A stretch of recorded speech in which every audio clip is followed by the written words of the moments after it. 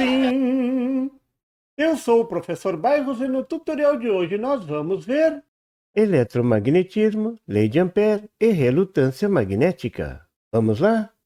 Estou inaugurando uma série de tutoriais falando sobre eletromagnetismo, um tópico obscuro para a maioria dos técnicos, mas muito importante. Eu aqui não vou tentar traduzir a física desenvolvida por Faraday e Maxwell. Aqui vou concentrar as análises naquilo que é prático para o técnico eletrônico que vai trabalhar com solenoides, transformadores, indutores.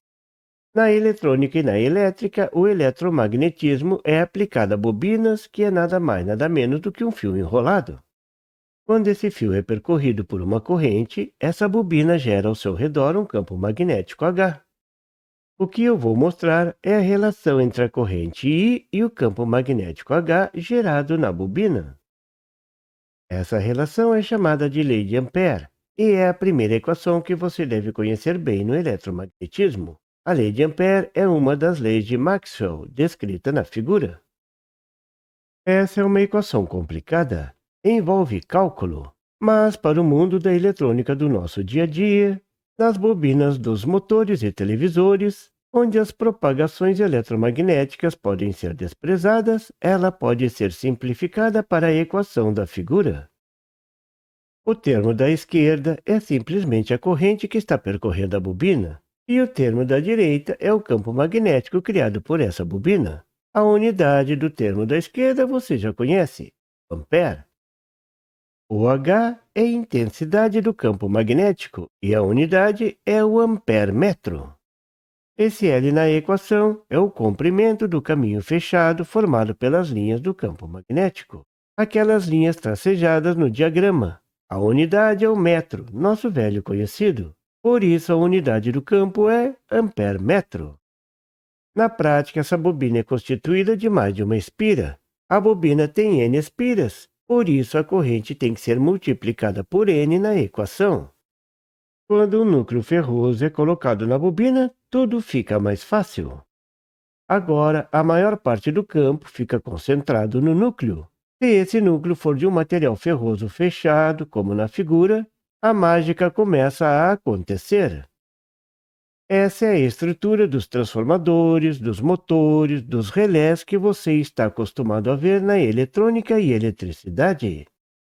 O núcleo, além de concentrar o campo magnético, ainda tem a propriedade de aumentar o campo magnético. É como se a presença do núcleo ferroso induzisse um novo campo magnético. Então, esse novo campo magnético recebe o nome de indução magnética e é referenciado pela letra B. E o valor do campo de indução magnética é igual ao valor do campo magnético original multiplicado por uma constante chamada permeabilidade magnética do material. Sempre que tiver núcleo ferroso, você deve usar a indução magnética B. A unidade é o Tesla. Ela expressa a influência do núcleo no campo magnético H. A permeabilidade depende do tipo de material e normalmente é referenciado à permeabilidade do vácuo, que é praticamente a mesma do ar. Olhe o valor na figura. A unidade é Henry por metro. Mas na prática usamos a permeabilidade relativa do material ferroso usado para fazer os núcleos das bobinas. A permeabilidade magnética do ferro é muito maior do que a do vácuo. Por exemplo, no ferro silício, que é o material mais comum para fazer transformadores, a permeabilidade relativa varia de 2.000 a 6.000, que indica quantas vezes ela é maior do que a do vácuo. Aumenta um bocado, você não acha? Então, o campo indução magnética representa o campo magnético reforçado. Por isso, sempre que tiver núcleo ferroso, esse é o campo que você deve usar. Esse fenômeno acontece porque os núcleos ferrosos têm o que os cientistas chamam de domínios magnéticos, que funcionam como pequenos ímãs. Normalmente, eles estão desorientados.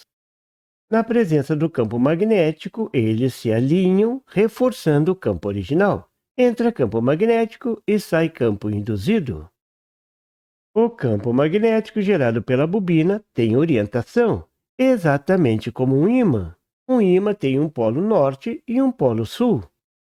Então, quando a corrente passa pela bobina, ela se transforma num ímã, com polos magnéticos e tudo mais. A regra para saber para onde aponta o polo norte da bobina é a regra da mão direita. Como mostra a figura, coloque os dedos simulando a corrente circulando na bobina, o dedão aponta para o polo norte. Quando o núcleo não fecha totalmente, ele é chamado de eletroímã, e o fluxo é reforçado no centro do eletroímã. Mas nem tudo são flores. Já vou avisando que existe um limite para que os domínios se alinhem. Acima desse limite, não adianta enviar mais corrente que o campo magnético não vai ser mais reforçado. Esse limite é chamado de saturação magnética. Até agora, só temos uma equação, a lei de Ampère. Mas na prática, com bobinas com núcleo ferroso, a lei de Ampère é escrita em função do campo indução magnética, como mostra a figura. Outro detalhe importante é que a corrente pode ser contínua ou alternada. No entanto, nessa primeira fase do estudo, vou tratar somente da corrente contínua. É o caso dos relés DC, contatores DC, motores DC, etc. Essa é uma diferença que não está bem clara na maioria dos livros. Em DC não entram as questões de indutância, força eletromotriz, então tudo fica mais simples. Quando tem núcleo, podemos considerar que todo o campo indução magnética está concentrado no núcleo. E esse campo é uma espécie de força magnética que fica girando no núcleo. Esse é o conceito do fluxo magnético. Você pode imaginar o fluxo como sendo um fluxo de energia que se desloca, como um fluido por dentro do núcleo. Como a corrente elétrica em um condutor, a corrente elétrica é um fluxo de cargas elétricas. Aqui é um fluxo de campo de indução magnética. Assim como a corrente elétrica é o número de cargas que cruzam a seção reta de um condutor, no eletromagnetismo, o fluxo magnético conta o número de linhas do campo de indução magnética que cruza a seção reta do núcleo. Esse cosseno é para o caso do fluxo não ser perpendicular à superfície. Se o campo for perpendicular, não precisa multiplicar pelo cosseno do ângulo. É o caso dos núcleos que estamos estudando. Essa é a equação do fluxo. É o produto do campo indução magnética pela área da seção reta do núcleo. A unidade é o Weber. Por isso, esse tipo de abordagem é chamado de circuito magnético. Nesse circuito magnético, a corrente é o fluxo magnético. Então, quanto maior a seção reta do núcleo, a área do núcleo, mais intenso vai ser o fluxo magnético. Quando trabalhamos com eletromagnetismo, é importante conhecer a lei de Ampère escrita em função do fluxo. Essa é a lei de Ampère inicial. Ela diz que a corrente gera um campo magnético. No núcleo de ferro, o campo magnético é concentrado e se transforma no campo indução magnética. A permeabilidade magnética relativa descreve a influência do núcleo. Agora é só pegar o fluxo magnético em função do campo indução magnética e trazer para a equação. Substituindo o fluxo no lugar da indução magnética, pronto! Temos a lei de Ampère como é tratada no eletromagnetismo. E chegamos na lei de Ampère como é tratada para fazer máquinas elétricas, transformadores e tudo mais. Se você entendeu tudo até aqui, parabéns! Mas na prática, em aplicações de corrente contínua e ATAC, o núcleo não é fechado, ele é aberto.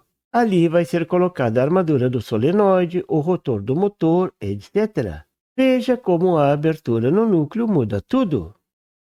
Essa abertura, se for pequena, é chamada de gap, e o fluxo magnético é constante dentro do gap. Isso é, o fluxo que estava dentro do núcleo de ferro é o mesmo no gap. Se o gap for muito grande, o fluxo se dispersa e as equações precisam ser ajustadas, mas isso você vai ver no momento apropriado. Note que o gap altera o nosso circuito magnético. Agora tem duas regiões com permeabilidades diferentes, o núcleo e o gap. Então a lei de Ampère deve ser ajustada. O fluxo é constante, é o mesmo ao longo de todo o circuito. Então, pode ser colocado em evidência. Vai ser importante. As parcelas entre parênteses são chamadas de relutâncias magnéticas. É uma espécie de resistência do circuito magnético. Então, existem nesse circuito magnético duas relutâncias em série, a do núcleo e a do gap. A relutância é descrita por essa letra R, similar à resistência nos circuitos elétricos. A unidade é meio estranha. Segundo Fitzgerald, no seu livro Máquinas Elétricas, que é a base desse trabalho, a unidade é Henry na menos 1. Agora, observe que o termo da permeabilidade magnética do núcleo é muito grande. Então, a relutância do núcleo é muito pequena em relação ao gap. Tão pequena que pode ser desprezada. Tudo isso porque o gap não tem núcleo ferroso, só ar. Então, a equação do nosso circuito magnético fica bem mais simplificada. Agora, o nosso circuito magnético pode ser escrito como um circuito elétrico, onde a corrente é o fluxo e a resistência é a relutância. Aí fica mais fácil para nós eletrônicos, não é mesmo? O termo NI é chamado de força magnetomotriz, FMM, e representa a fonte de energia elétrica, a fonte de tensão do nosso circuito magnético. A unidade de força magnetomotriz é ampere. Muito estranho, não é mesmo? Uma fonte de tensão com unidade ampere. Pronto! Esse é o nosso circuito magnético, onde o condutor elétrico é um núcleo de ferro. Relutância praticamente zero. A corrente é representada pelo fluxo magnético. A força magnetomotriz empurra a corrente para o circuito. E a resistência representa a relutância, que é a função das características do gap, largura, área e permeabilidade. E agora o melhor de tudo, a relutância tem a função de limitar, controlar a intensidade do fluxo magnético, exatamente como a resistência serve para limitar a corrente no circuito elétrico. Vamos fazer um exemplo para liquidar a questão. Esse exemplo está no famoso livro do Fitzgerald, que eu estudei lá na década de 80, no século passado.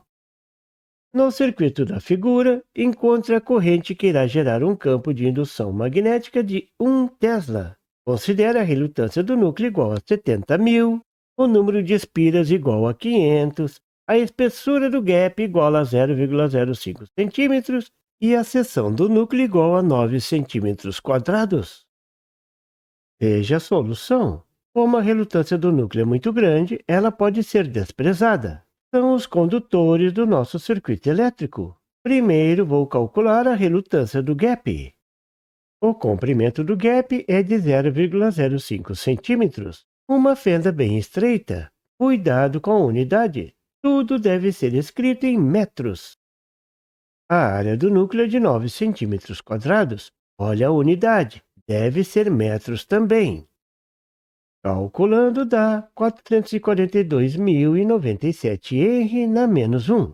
Equivale a uma resistência de 442 K. Parece um circuito elétrico, viu como é fácil? Agora vou calcular o fluxo, a corrente do circuito. No caso, é dado a indução magnética. Então, tem que calcular como descrito na figura, campo vezes a área. E note que a área está na unidade metros. O fluxo é igual a 0,9 mV. É melhor escrever nessas escalas, como é feito nos circuitos elétricos. Miliampere, quiloohm. Agora é só usar a lei de Ohm para achar a tensão, a força magnetomotriz, o fluxo vezes a relutância.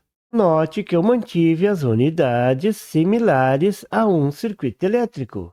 Ampere, quiloohm, tudo bem familiar, não é mesmo? O produto dá 397,8 amperes. Veja que estranho. A tensão magnética, a força magnetomotriz é dada em amperes. Mas cuidado! Essa é a força magnetomotriz, não a corrente no circuito. Para achar a corrente, tem que dividir pelo número de espiras. A corrente na bobina deverá ser de 0,79 amperes para gerar um campo de 1 Tesla. Muito simples, não é mesmo? Pensando como um circuito, fica fácil responder a perguntas como: se eu diminuir a largura do gap pela metade, 0,025 centímetros, qual o novo valor de corrente eu devo ajustar na bobina para manter o mesmo fluxo de 0,9 mV? Olhando como o circuito fica fácil. Diminuir o gap significa diminuir a relutância do circuito, a resistência à passagem do fluxo. Então, se a resistência diminuiu, a tensão tem que diminuir para manter a mesma corrente. Aqui a força magnetomotriz tem que diminuir. Se o número de espiras da bobina não mudar, você vai precisar alimentar essa bobina com menos corrente. Agora parece que tudo ficou bem claro, não é mesmo? E aqui está o resumo de tudo que você precisa saber sobre eletromagnetismo para trabalhar com máquinas DC. Tudo começou lá na lei de Ampère, que foi se adaptando, simplificando para dispositivos com núcleo de ferro, até chegar no circuito magnético, e é a mesma lei de Ampère ajustada para nós, técnicos eletrônicos. Nos próximos tutoriais vou mostrar o efeito de alimentar esse circuito magnético com uma corrente AC.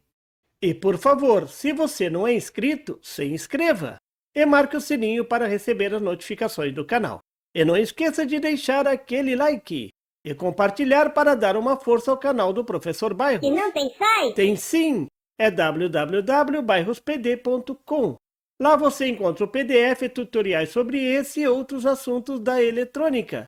E fique atento ao canal do Professor Bairros para mais tutoriais sobre eletrônica. Até lá!